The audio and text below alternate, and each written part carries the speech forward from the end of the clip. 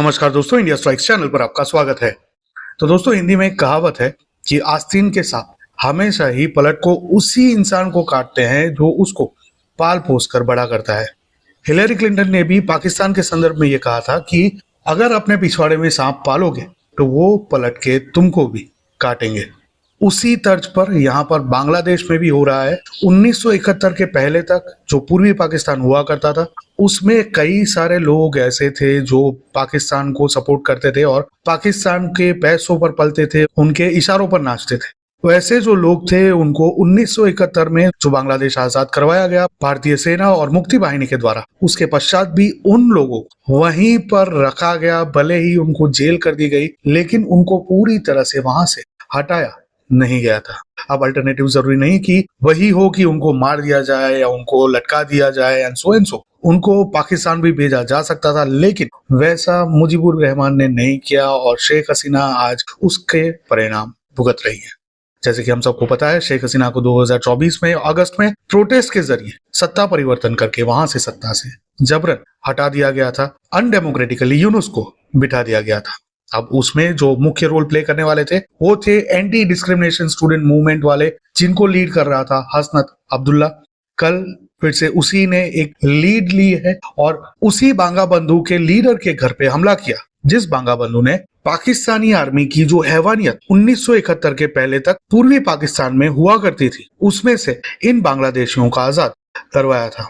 तो कल उसी एंटी डिस्क्रिमिनेशन स्टूडेंट मूवमेंट के जो लोग थे, उन लोगों ने बांगा बंधु के घर पर, जिसको अब मेमोरियल में म्यूजियम में कन्वर्ट कर दिया गया है, उसके ऊपर पहले चीनी हथौड़ी से हमला किया और उसके बाद बुलडोजर भी वहां पर ले जाए गए, जैसे कि आप स्क्रीन पर देख सकते हैं। और उससे तकरीबन पूरी तरह से उस म्यूजियम को डिस्ट्रॉय कर दिया गया। वही म्यूजियम जो कि गवाह था बांगा बंधु का कि किस तरह से उन्होंने शैतानी पाकिस्तानी आर्मी के खिलाफ जंग लड़ी और बांग्लादेशियों को उनसे आजाद करवाया, उनकी हैवानियत से मुक्त करवाया।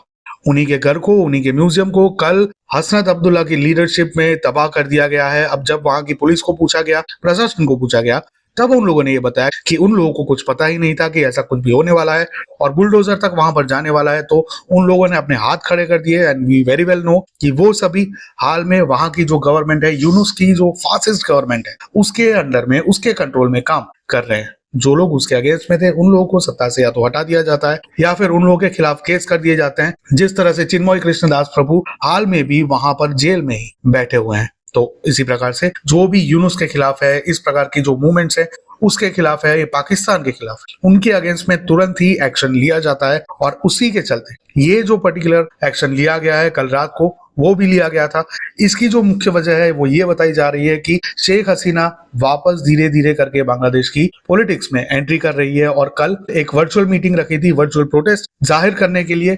ये जो बांग्लादेश में हाल में परिस्थितियां खड़ी हुई है, जहां पर माइनॉरिटीज के खिलाफ हमले पिछले अगस्त से शुरू हो गए हैं और कॉन्स्टेंटली रोज ही होते आए हैं, लेकिन यूट्यूब पॉलिसी के चलते हम लोग यहाँ पर वो नहीं दिखा सकते हैं, लेकिन वो चीज हम लोग एक्स और अपने व्हाट्सएप चैनल के माध्यम से रोज ही शेयर करते हैं रेगुलर बेसिस पर। तो उस प्रकार की खबरें पिछले अगस्त से रेगुलरली हर रोज आ रही हैं, जहां पर इस प्रकार के हमले हो रहे हैं और जहां जहां पर भी माइनॉरिटीज कम हो जाती है, वहां पर फिर ये इस्लामी उग्रवादी दूसरे इस्लामिक ग्रुप्स पर ही जाकर हमला करते हैं। और उसमें भी खास करके हाल में वो लोग टारगेट बना रहे हैं जो भी आवामी लीग के सपोर्टर्स हैं, उन लोगों को, और उनको सत्ता से हटा नहीं रहे हैं, जेल नहीं कर रहे हैं, उनको मार कर रास्ते पर, बीच सड़क पर या तो लटका दे रहे हैं या फिर जिंदा जला दे रहे हैं, उनकी महिलाओं के साथ दुर्व्यवहार कर रहे हैं और इस प्रकार की हरकतें ये उग्रवादी कर रहे हैं।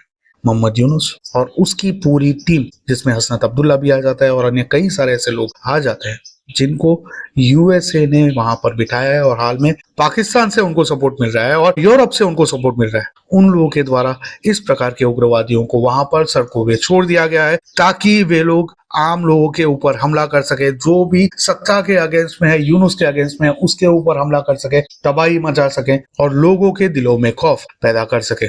अब इसको अगर फासिज्म नहीं कहेंगे, डिक्टेटरशिप नहीं कहेंगे, तो फिर क्या नाम दिया जा सकता है, ये आप हमारे साथ कमेंट में जरूर साझा करें। ये जो बात बताई जा रही है अलग अलग मेन स्ट्रीम मीडिया में कि because Sheikh Hasina wanted to do a virtual protest, उसकी वजह से ये हमला किया गया और बांगा बंधु जो कि फादर ऑफ द नेशन है, बांग्लादेश के, जिसकी वजह से बांग्लादेश आजाद था अभी तक, जो फिर से पूर्वी पाकिस्तान में तब्दील हो रहा है, उसके घर को पूरी तरह से तबाह कर दिया गया। ये जो बताया जा रहा है, ये जो नैरेटिव गढ़ा जा रहा है जिसमें शेख हसीना को इसके लिए जिम्मेदार ठहराया जाए, वो क्या सही है? हमारे हिसाब से नहीं। लेकिन आप क्या सोचते हैं, ये हमारे लिए जरूरी है? तो हमारे साथ कमेंट में जरूर साझा करें। ये जो धनमंडी में अटैक हुआ है, धनमंडी 32 में, ढाका में जो अटैक हुआ है, जो कि शेख मुजीबुर रहमान का घर था पहले और बाद में उसको म्यूजियम में कन्वर्ट कर दिया गया, उसके बारे में आप क्या सोचते हैं? और ये जो इतिहास पूरा तबाह करने की कोशिश की जा रही है, पूरा साफ करने की कोशिश की जा रही है, उसके बारे में आपका क्या कहना है? ये भी हमारे साथ कमेंट में जरूर साझा करें। वीडियो को लाइक करें, चैनल को सब्सक्राइब करें, ताकि आपको अलग अलग प्रकार की खबरें हिस्टोरिकल रेफरेंसेस के साथ और हाल में जो विजुअल्स निकल कर आते हैं उसके साथ मिलती रहें। मिलेंगे अगली खबर में, तब तक के लिए जय हिंद, हर हर महादेव।